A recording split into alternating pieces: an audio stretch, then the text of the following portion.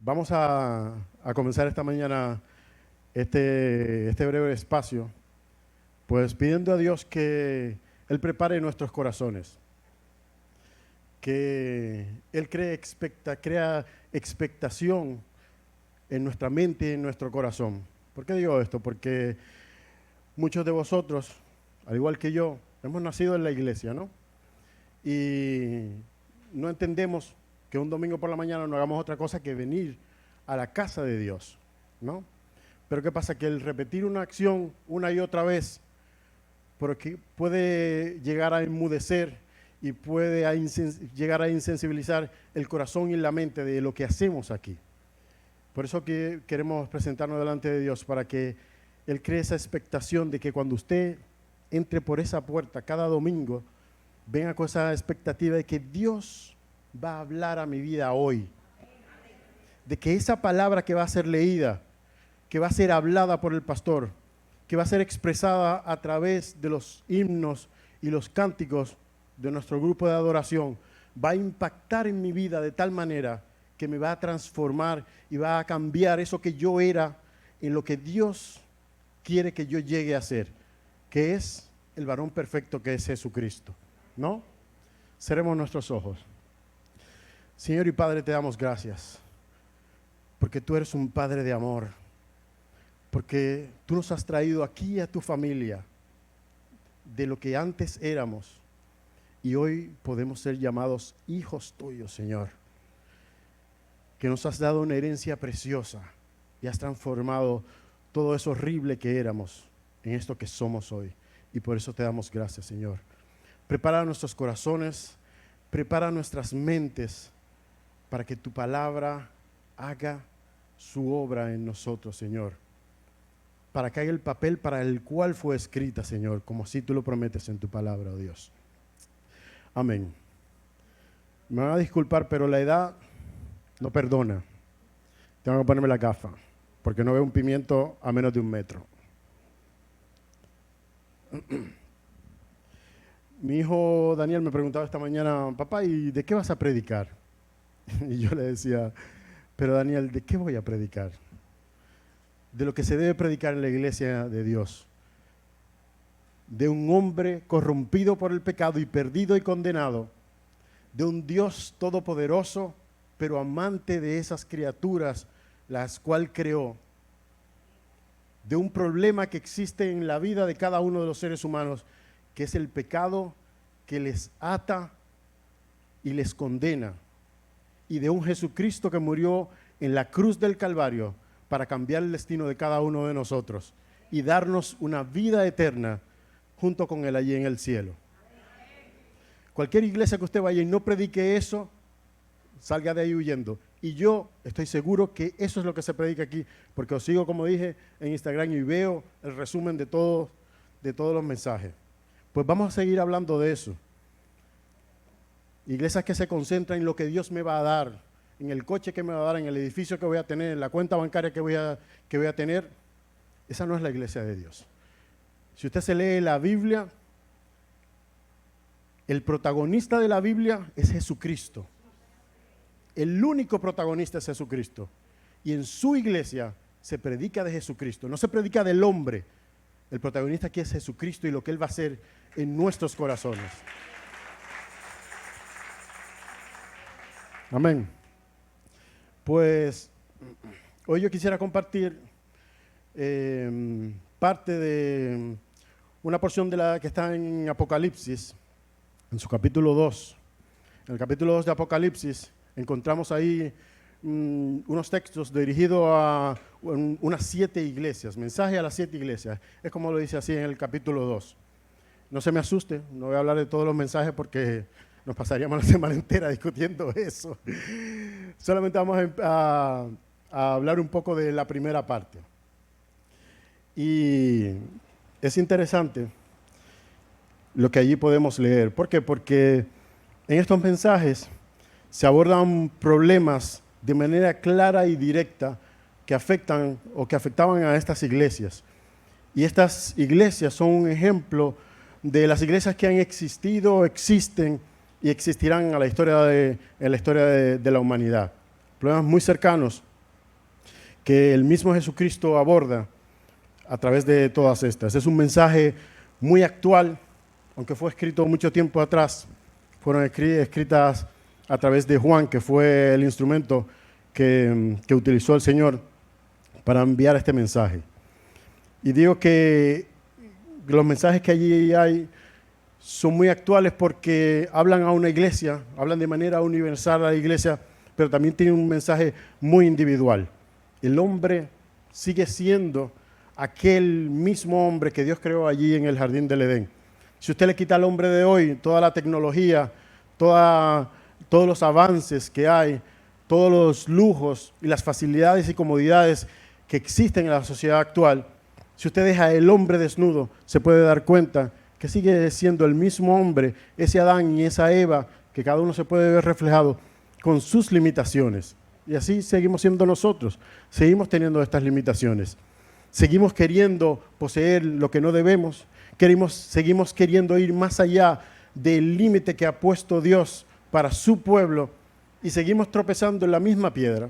Por eso, ese mensaje que fue escrito tanto tiempo atrás, casi 2000 años, sigue teniendo actualidad en la vida de cada uno de nosotros en el día de hoy, ¿no? Y como generalidades, pues quisiera decirle varias cosas acerca de estos mensajes a estas diferentes iglesias. Estas iglesias puede que no hayan sido las más conocidas en aquel tiempo, a excepción de Éfeso, que era una de las iglesias más importantes, pero el resto no tanto. La Odisea, que la menciona en otros pasajes de la Biblia, pero el resto no eran tan conocidas. Todos tienen la peculiaridad que fueron iglesias fundadas por el apóstol Pablo. Y todas ellas, cada una de estas cartas a estas diferentes iglesias, todas empiezan con una misma frase. Creo que de los que están en el control tienen el relatario de los diferentes versos que vamos a ir abordando. Pero les decía que estas cartas empiezan todas de la misma manera. La primera frase que pronuncia es: yo conozco tus obras. Yo conozco tus obras. Esa frase es interesante porque quiere decir que Dios Todopoderoso, creador del universo, conocía a esa iglesia, pero también habla de que nos conoce íntimamente y profundamente a cada uno de nosotros.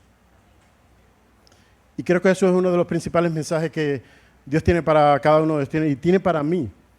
Que Dios, en su inmensidad, en su poder, Dios conoce individualmente la vida de cada uno de nosotros. Mi mensaje en el día de hoy es para aquellos que conozco. Dios te conoce. Rubén, Yamel, El Monstruo, Gicauri, la familia Reynoso y cada uno de ustedes. Dios conoce por lo que usted tiene que atravesar cada día de su vida. Los retos, los problemas, las dificultades, el dolor que usted experimenta en su día a día. Ese Dios no está lejano. El pueblo de Israel solía hablar de Dios o presentarse a Dios como, oh Dios Todopoderoso. Pero si usted lee las diferentes cartas, dicen, oh Dios, Padre de aquel Jesucristo que murió por nosotros. Ese acercamiento que hace el cristiano, el que ha conocido a ese Dios todopoderoso, porque Dios es un Dios personal. Es Rey del universo, pero ese Dios está interesado en mi vida, no importando de quién yo sea, no importando mi color, cuánto dinero tengo en el bolsillo, en mi cuenta de banco, el coche que conduzco. Ese Dios todopoderoso está interesado en mi día a día. Cuando voy al colegio y tengo un examen al cual no me puedo enfrentar porque no tengo los recursos o no he estudiado, ese Dios se interesa con eso. Con mis hijos, con la crianza de ellos, con los retos entre las relaciones de familia, que todos sabemos lo difícil que es.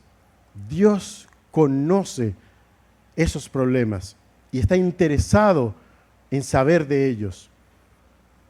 Estadísticamente, se ha visto que en la iglesia solamente el 5% de los cristianos leen la Biblia en el día a día. Solo el 5%.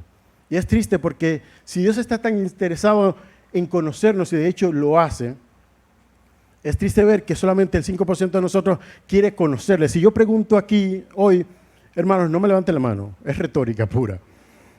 Hermanos, ¿cuántos de ustedes quieren ir al cielo inmediatamente? Seguro que consigo el 100% del levantamiento de la mano. Pero si digo, ¿cuántos de ustedes han leído hoy la palabra? ¿Y cuántos la leen asiduamente todos los días? ¿Cómo es posible que querramos ir por la eternidad a una morada celestial donde no conocemos al dueño de la morada? Sería un poco raro, ¿no? Nuestra meta como cristianos es vivir en el cielo por la eternidad. Entonces, sería interesante el que usted se preocupe en conocer al dueño de esa morada en la cual quiere ir a vivir, ¿no? Es una invitación interesante. Y decía la segunda parte de todo esto, conozco tus obras. Yo que he vivido toda mi vida, todos mis dientes fueron echados en la iglesia. Durante mucho tiempo viví con una espada de Damocles aquí en el cuello. Porque siempre tuve la percepción de que yo tenía que hacer algo para ganarme el amor de Dios. Tenía que hacer algo para obtener y merecer mi salvación. Y era difícil para mí porque la carga es tan grande de lo que hay que hacer para obtener la salvación, para obtener la gracia de Dios, que yo reconocí que no podía. No podía y vivía con ese peso. Y yo sé que muchos cristianos se preguntan, pero ¿qué tengo que hacer yo? ¿O soy yo lo suficientemente bueno para merecer la gracia de Dios, para obtener esa salvación? Y es exactamente lo que le pasaba al apóstol Pablo. ¿Ustedes se acuerdan del apóstol Pablo cuando se hacía la pregunta de ¿por qué hago lo que no quiero, más lo que no quiero, eso hago? Era un poco el resumen de lo que me pasaba a mí, ¿no? Yo quería obedecer a Dios.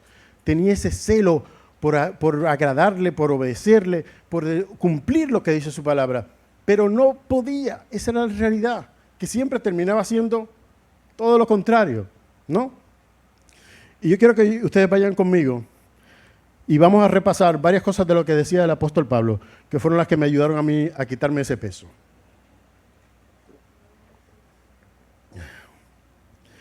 Miren lo que dice en Tito 3:5.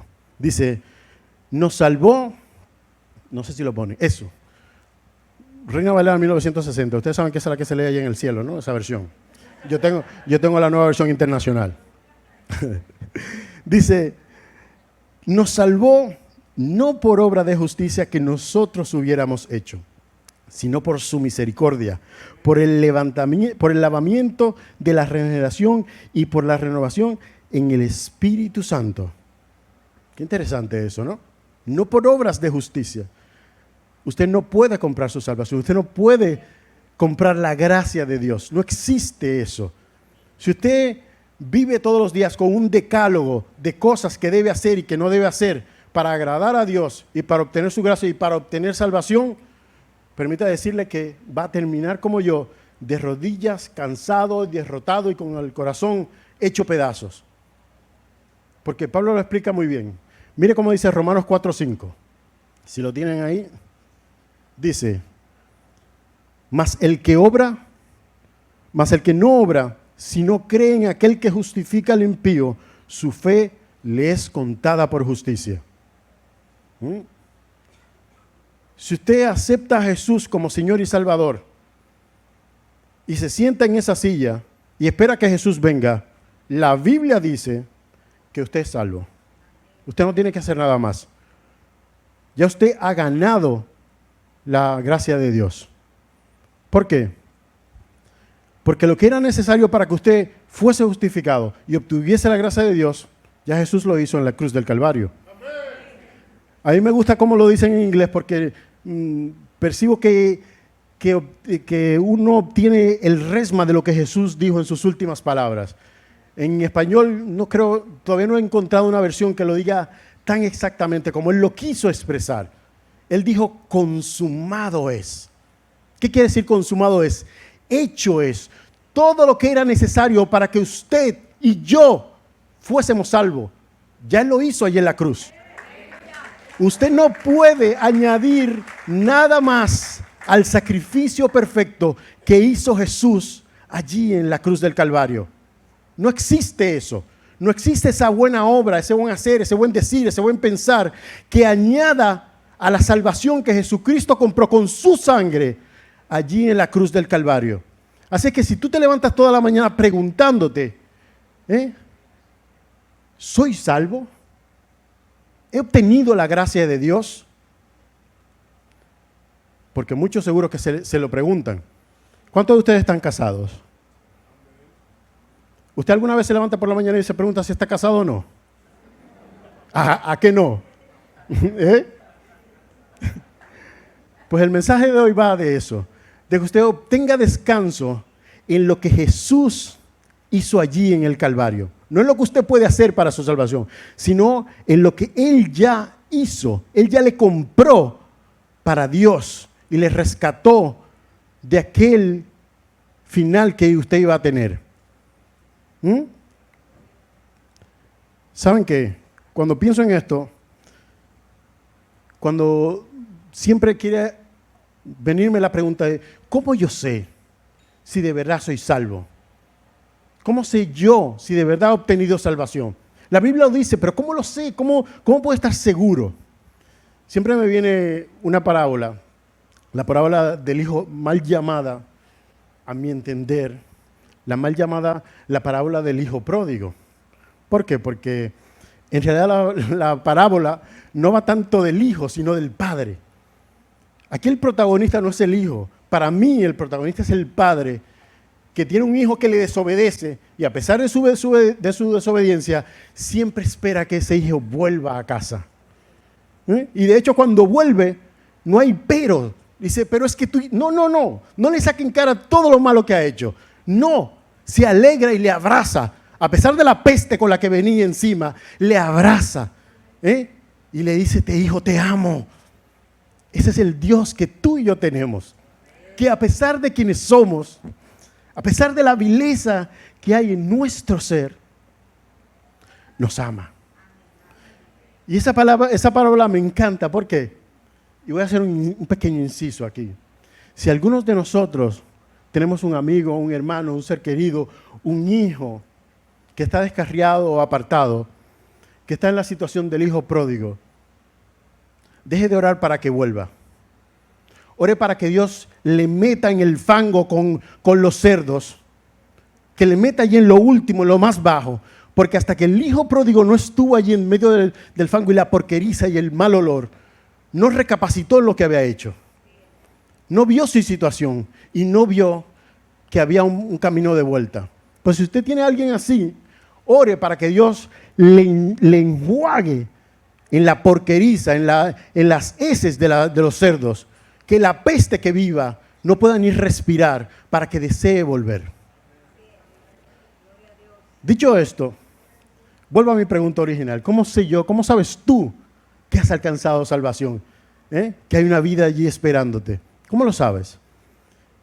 La parábola del hijo pródigo, a mí tiene muchas cosas que se pueden aprender de ella, pero una de las más interesantes es que el hijo pródigo, cuando estaba allí en medio de los cerdos y esa comida nauseabunda, ese olor que era repugnante para él, recordó cómo era su vida allí en la casa de su padre. Y pensaba, oye, pero hasta los sirvientes comían mejor que yo, vestían mejor que yo. Y en su mente empezó a regodearse en cómo se vivía en casa de papá. Si tú te preguntas si eres cristiano o no, si eres salvo o no, ¿cómo te sientes tú cuando pecas? Porque el pecado es una realidad en la vida del ser humano, del no cristiano y del cristiano. Si usted quiere negar eso, niega lo que dice la Biblia. Porque la Biblia dice que nosotros, como seres humanos, tenemos una naturaleza humana, carnal, y tenemos una naturaleza divina. Y que cuando Jesús perdona nuestros pecados y nos otorga de su Espíritu y nos otorga de su naturaleza, ¿no? Tenemos la naturaleza de Dios, pero la naturaleza humana no desaparece. Entonces en nuestro interior siempre va a haber esa continua lucha de lo que quiere hacer el Espíritu y lo que quiere hacer la carne, ¿no? Esas dos naturalezas siempre van a estar en constante puja. Pero he aquí la solución al problema. Cuando cometes un pecado, ¿cómo te sientes? ¿Te sigues regodeando en el pecado? ¿No te molesta haber pecado, haber desobedecido a Dios, haber desagradado a Dios? ¿Te da igual o lo relativizas todo? Porque vivimos en un mundo muy relativo hoy en día, ¿no? Ya es difícil vivir en esta sociedad como cristianos. ¿Por qué? Porque no tenemos un Dios relativo, tenemos un Dios absoluto. Dios es absoluto en todos sus mandamientos. No te dejas una ventanita abierta a la posibilidad de obedecer si quieres, si te apetece, si te va bien, si te conviene. La palabra de Dios es absoluta en todo lo que dice. A pesar de que nuestra sociedad dice que no es tan malo hacer, decir, ir o convertir, etc. Pues bien, el hijo pródigo no se sentía bien allí donde estaba, porque él ya había estado en casa del Padre. Él ya había probado de las mieles de la mesa del Padre. Él se había vestido con hilo fino y sabía que ese no era su lugar. Allí en la porcariza, allí en el mal olor, ese no era su lugar. ¿Es tu lugar en medio del pecado? ¿Cómo te sientes cuando pecas? ¿Te duele? ¿Te molesta? ¿Quieres salir huyendo? Pues si eso es lo que ocurre cuando tú pecas, eres hijo de Dios. Es la naturaleza de Dios que se está diciendo que ese no es tu lugar. Allí donde estás y te sientes incómodo, ese no es tu lugar. Esas conversaciones que rebotan en tu cabeza y dices, oye, esto no está bien, ese no es tu lugar, esa no es tu conversación. Esos no son tus amigos. Esos que te invitan a dejar de venir aquí a la iglesia, esos no son tus amigos. No te corresponde ese lugar. Y tú lo sabes. Dios se ha metido en tu ADN, allí en esa molécula que da vida a todo lo que... Dios se ha metido allí con su espíritu, para darnos una nueva naturaleza, una naturaleza divina, que se agrada en las cosas de su Padre. Y es ahí donde nosotros debemos andar. Es ahí donde debemos caminar. Amén. Volvemos al mensaje de las 7 iglesias. Al final no hemos ni empezado. Alabado Dios. Vamos a Apocalipsis 2:2.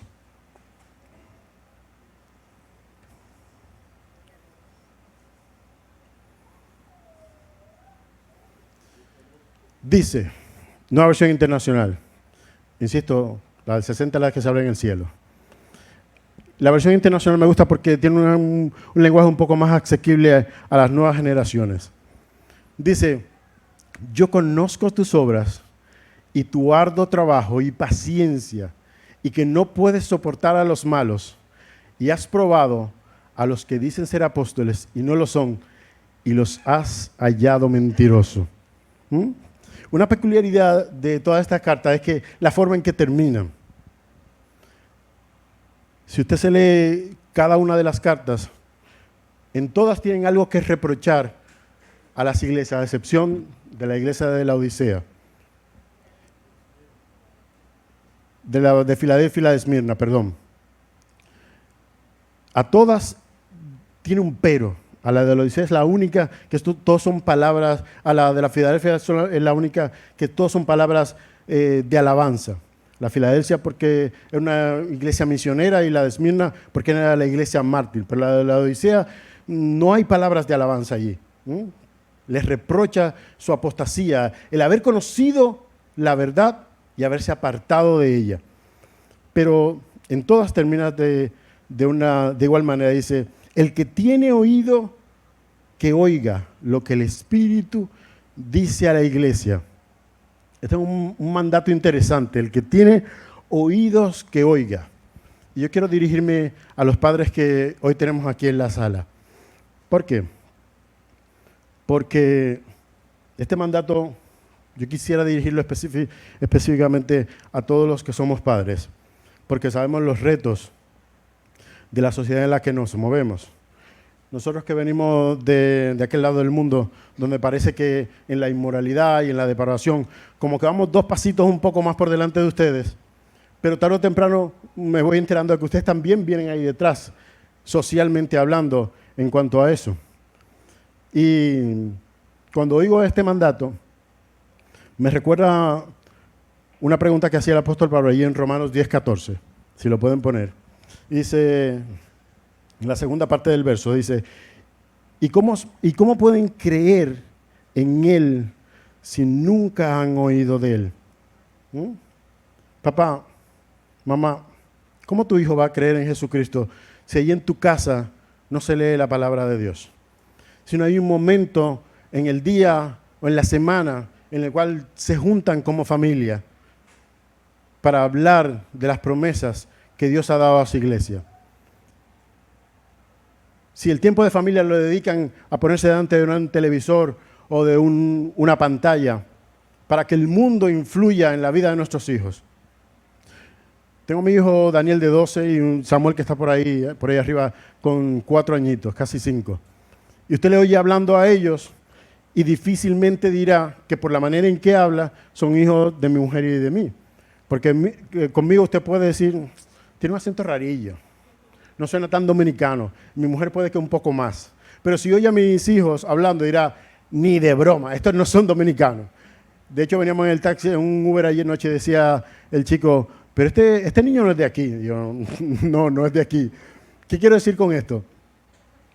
Que cuando nosotros empezamos a contar el tiempo que nuestros hijos pasaban con nosotros, interactuando con nosotros, salíamos perdiendo, porque cuando sumábamos, mi hijo Samuel y Daniel, uno se va a las 8, otro se va a las 9 de la noche a la cama, duermen 12 horas, se levanta por la mañana, salimos corriendo, se van al colegio, vuelven del colegio a las 3, casi 4, a las 4 estamos en casa, pero se van a las 8, o sea, tengo 4 horas para influir en sus vidas.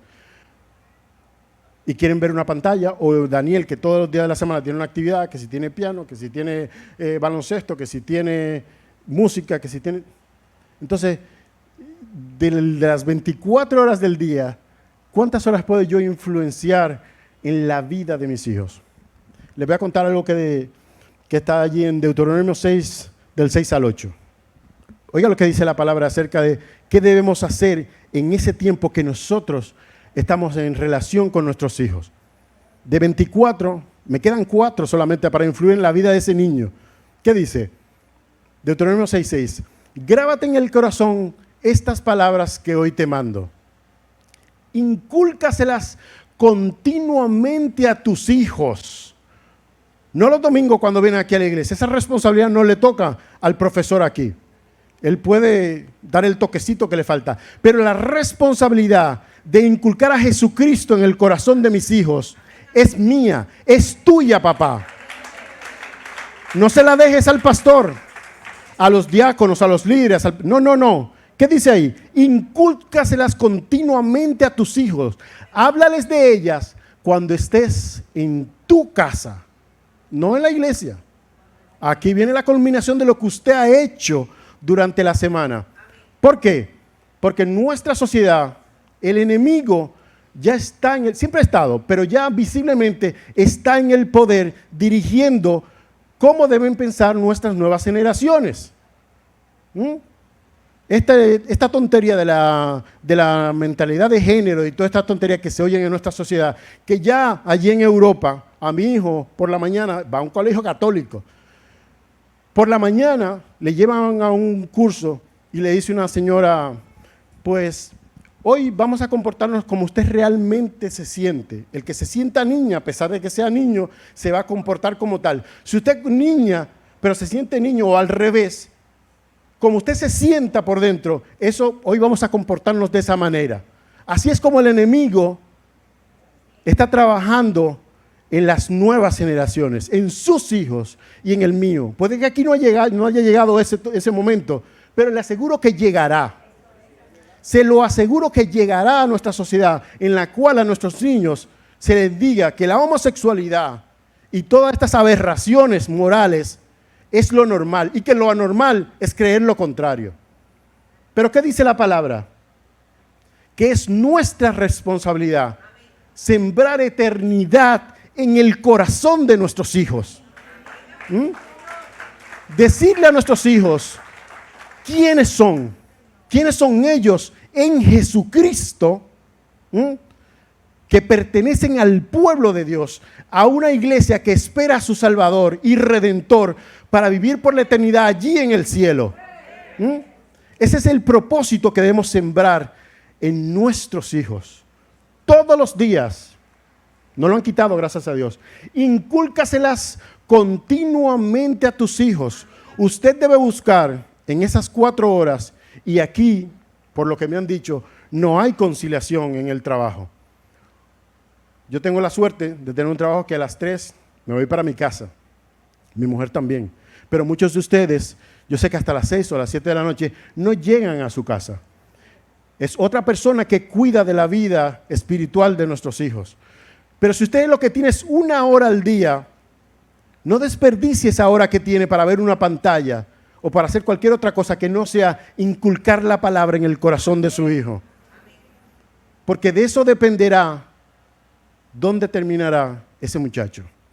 La Biblia lo dice muy claro: instruye al joven, al niño en el buen camino, y aun cuando fuere viejo no se apartará de él. Y yo soy prueba viviente de eso. En mi casa, todos los martes, mi padre agarraba la Biblia y había que aprenderse versículo tras versículo. El Salmo 23, de arriba abajo, repasándolo, venga, pumba, las cartas de Pablo, todo lo que él decía. Cuando llegué a los 18 años, la edad del pavo, venga, ay, soy guapo, hermoso, joven, venga a vivir la vida. Y durante 10 años anduve en el desierto, separado de la gracia de Dios. Pero allí en el desierto, Dios me recordaba que me amaba, que me conocía y que me quería de vuelta. ¿Por qué? Por la palabra que mis padres habían sembrado en mi mente y en mi corazón. Y mientras estaba en la discoteca, pumba, pumba, pumba, pumba, pumba, no oía su palabra, pero cuando me tiraba en la cama y pum, que se apagaban las luces y se quedaba todo en silencio, la palabra de Dios me machacaba aquí. Bum, bum, bum. Te amo y no quiero que te pierdas. Te amo y todo lo que ves es mentira. Todo lo que la sociedad nos vende, todo este progreso, toda esta tecnología, toda esta sensualidad que nos quieren vender por la tele, el cine, la música, de niñas de 14, 13 años, hablando de cosas que no son de niños. Ya pervierten a los niños desde temprana edad. Y usted ya no ve niñas vestidas como niñas, sino como mujeres adultas ya con 12, 11 años, con ropa súper pegada. Porque ese es el trabajo del enemigo. La Biblia dice que el diablo anda como león rugiente, loco por devorar nuestras almas. Usted tiene que estar atento a estas cosas. Esto es una batalla a muerte. El diablo no da perdón a nadie, no da tregua a nadie. Espera la mínima ventana que usted abre en su vida para inculcarse y estropear su futuro y la de sus hijos. Por eso este mandato: continuamente siembre eternidad en el corazón y en la mente de sus hijos. Amén.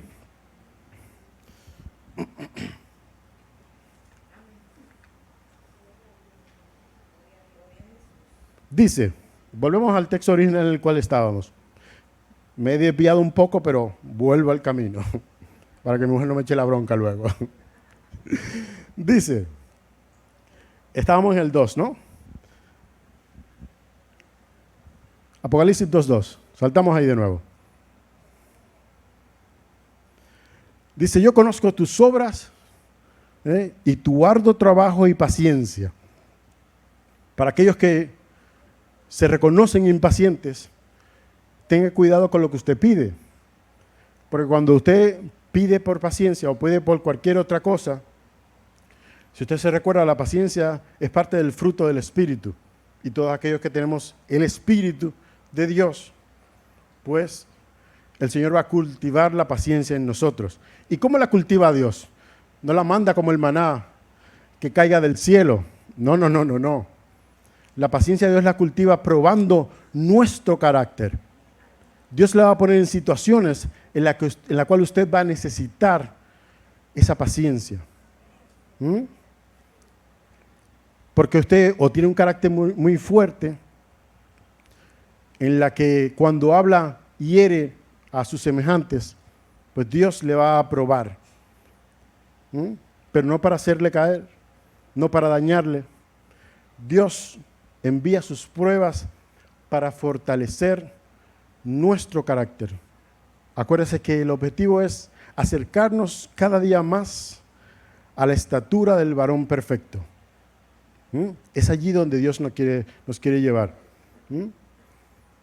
Y la paciencia no va a caer del cielo, sino que Dios le va a poner en una situación en la cual su paciencia va a ser probada y fortalecida. Amén. ¿Qué dice el resto del verso? No me he ido, estoy en ello. Poco a poco, pero estoy en ello.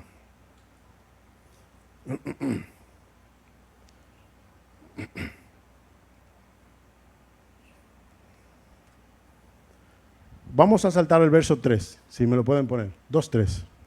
Dice: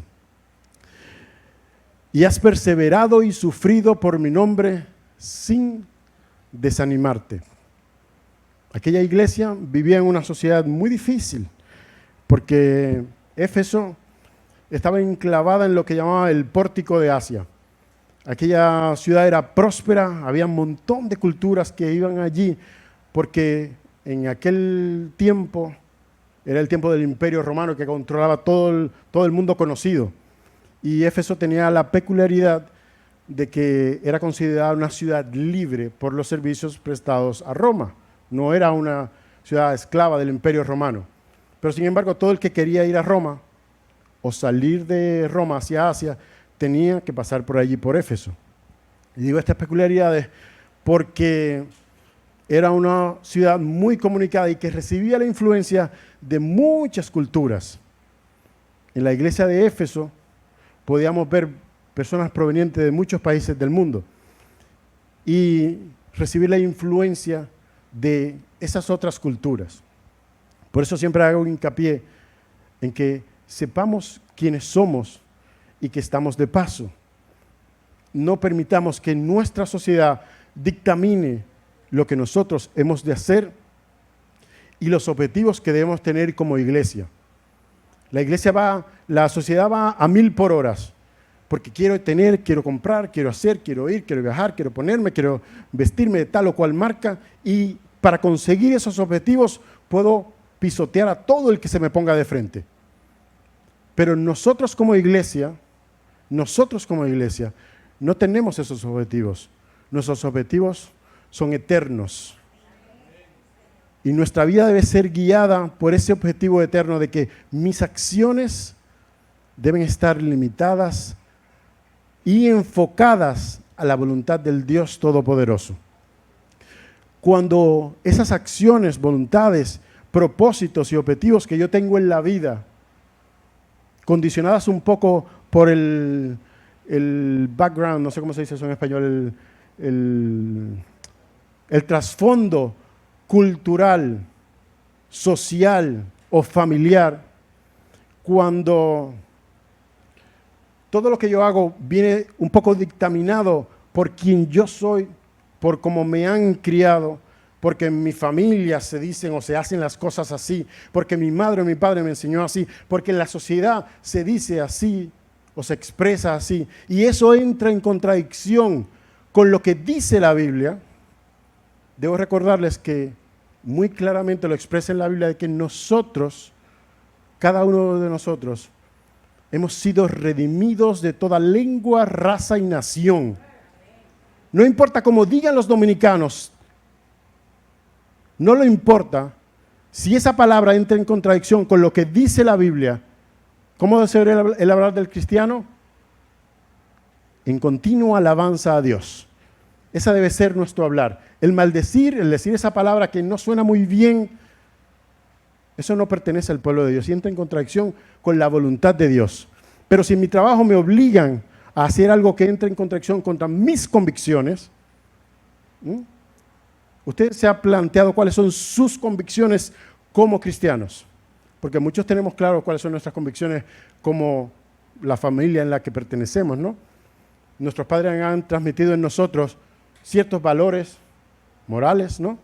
Pero como cristianos, cuando nuestras convicciones sociales o familiares entran en contradicción con nuestras convicciones, que las debemos tener, espirituales y de iglesia, ¿cuál usted cree que debe prevalecer?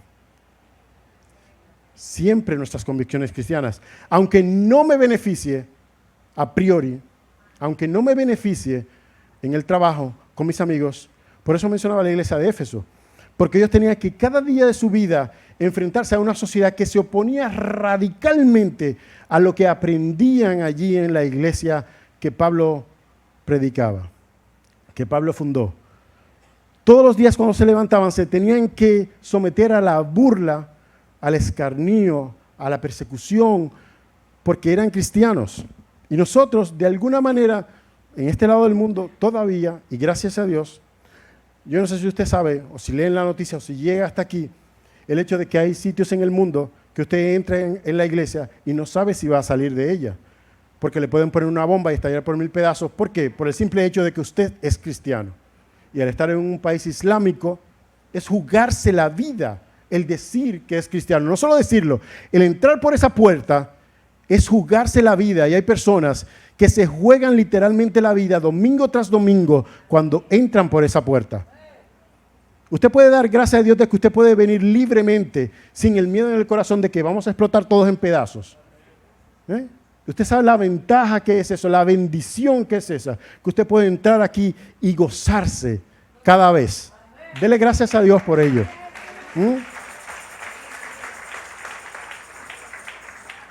Y lleve en su corazón a aquellos hermanos que su vida corre peligro día a día, solo por el hecho de decir que conocen y siguen a Jesucristo.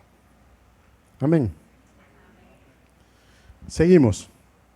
Casi termino.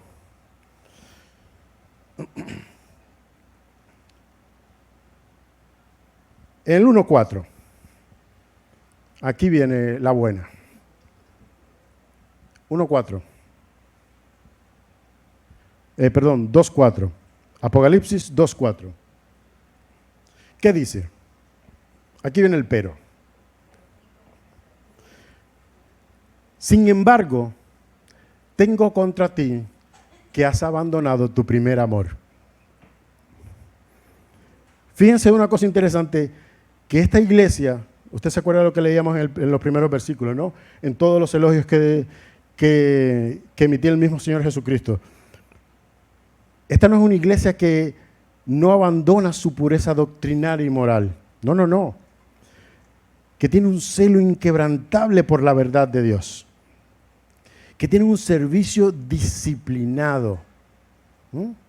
En todo lo que iban chequeando, oye, pero estas personas son entregadas, son puros, tienen convicciones que siguen férreamente de lo que han aprendido. ¿Y cuál es el pero? Tengo contra ti que has abandonado tu primer amor. Cuando usted se pregunta, ¿por qué hacemos lo que hacemos? ¿Por qué usted dedica un domingo por la mañana donde el sol está radiante, en vez de estar ahí en Boca Chica, en donde sea que sea la playa que más le guste a usted? ¿Por qué no está usted hoy allí? ¿Por qué no está en el campo? Si tiene una casa de campo, ¿por qué no se ha ido, se ha quedado en la cama durmiendo? Yo sé que hay muchos que les gusta dormir aquí. Voy a mirar disimuladamente a mi mujer. Pero ¿por qué no se ha quedado allí? Si a usted le preguntan, ¿qué significa ser cristiano? ¿Qué es el evangelio? ¿De qué va todo esto? Yo se lo voy a decir. Esto exclusivamente va de amar a Cristo, no de otra cosa. Cuando estemos allí en el cielo delante de Dios, Usted sabe que no, Dios no le va a preguntar cuánto dinero ofrendó, cuántas veces vino al templo, cuántas veces tocó aquí en la banda, cuántas veces ministró en su ministerio. No, no, no, no, no. Jesús simplemente te va a preguntar, ¿me amas? Montro, ¿me amas? Eridania, ¿me amas? Juan, Carlos, Pepito, ¿me amas? ¿Estamos aquí porque tenemos miedo de no ir al infierno? ¿O porque genuinamente amamos a Jesucristo con todas nuestras fuerzas, con todo nuestro corazón, con toda nuestra mente, con toda nuestra alma? Ese debe ser el motor que nos mueva para venir aquí a hacer lo que hacemos, para levantar nuestras manos, abrir nuestras bocas, meter nuestra mano en el bolsillo. Todo debe ser basado en el amor a ese Jesucristo que dio todo por nosotros, que tenía la opción de no hacerlo, pero decidió en amor hacerlo. Que el trabajo aquí en la iglesia, yo puedo entender que muchos estén cansados, porque implica una preparación, una ejecución del día a día, que usted tiene que apartar tiempo de su trabajo secular, de su tiempo de familia, precioso tiempo de familia, como antes he explicado, pero que usted se canse con el trabajo, pero nunca se canse del trabajo. Eso es importante. Es natural que el hombre, el mismo Jesús, se sintió cansado de ir a pie a todos los sitios que tenía que ir, de encontrarse con aquellos que se tenía que encontrar. Con el trabajo, pero no del trabajo. Que el trabajo que Dios ha puesto en su vida, en el ministerio en el cual le ha puesto y le ha traído a su familia, sea lo que le mueva, que usted lo haga porque principalmente ama a Jesús con todo su corazón. Que eso sea lo que mueva su hacer y su querer. No las recompensas, no el castigo, sino el amor. Y mi hijo Daniel seguramente lo va a repetir conmigo, porque yo se lo repito todos los días. El amor que Jesús nos enseña no es un sentimiento. No es un sentimiento. El mundo vende que el amor es un sentimiento, pero la Biblia dice todo lo contrario. El amor es la búsqueda activa del bienestar ajeno. Eso es el amor. Si usted ama a alguien, usted tiene que hacer algo en consecuencia de ese amor.